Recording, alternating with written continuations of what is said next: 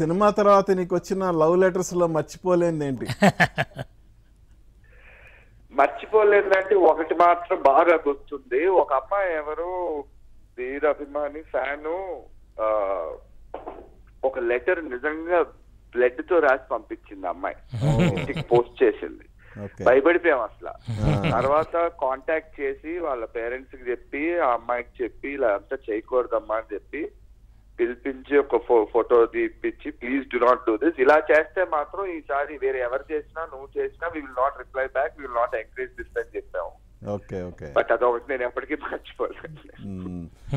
So ఈ cinema తర్వాత మళ్ళా విజయభాస్కర్ గారితో సో మరి ఆ నువ్వే కావాలి టైంకి భలే దొంగలు టైంకి విజయభాస్కర్ గారిలో నువ్వు గమనించిన తేడా ఏంటి?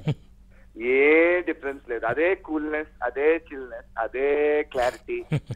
అంత వాయిస్ ఒక డెసిబల్ దాటదు సెట్ లో కూడా ఏ రోజుకి. ఇప్పుడు మీతో ఎలా ఎంత కూల్ గా మారుతున్నారో లొకేషన్ లో కూడా అలాగే ఉంటారు. So it was the same, there was no difference. I loved working with him and definitely ఏమైనా మంచి స్క్రిప్ట్ ఉంటే చెప్పండి నాకు, మళ్ళీ విల్ డెఫినెట్లీ. అలాగే తరుణ్ లో మీరు గమనించిన తేడా ఏంటి సార్ 25 years తర్వాత? ఇప్పుడు ఏముంది అంటే ఈజ్ ఇన్బార్న్ ఆర్టిస్ట్ అండి. తను యాక్టింగ్ కోసం కష్టపడ్డాం.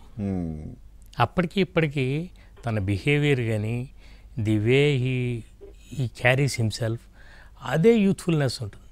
ఇప్పటికప్పుడు నేను చూస్తుంటాను అప్పుడప్పుడు ఏదో కొన్ని ప్రోగ్రామ్స్లో వాటిల్లో చూస్తూ ఉంటాం. ఈ యాక్టింగ్ అంటారా అది తన జీన్స్లో ఉన్నట్టుంది. అండ్ చాలా ఈజీగా చేసేస్తాడు. మీరు ఎంత కష్టమైన సీన్ ఇచ్చినా సరే ఎంత ఈజీగా పెర్ఫామ్ చేస్తాడు. It just a matter of time.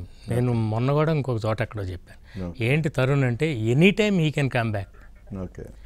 Any time అంటే సడన్గా తనలో ఎటువంటి చేంజ్ లేదు. ప్రాపర్ ప్రాజెక్ట్ పడిందని అంటే మళ్ళీ అగైన్. ఎందుకంటే ఒక మంచి నటుడికి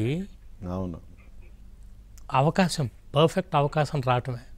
నువ్వే కావాలి ఎలా ఒక మంచి స్క్రిప్ట్ దొరికిందో ఇంకో స్క్రిప్ట్ దొరికింది అనుకోండి, మళ్ళీ అగైన్ అదే he will create all the ripples. Okay Tarun అలాగే ఎందుకంటే నువ్వే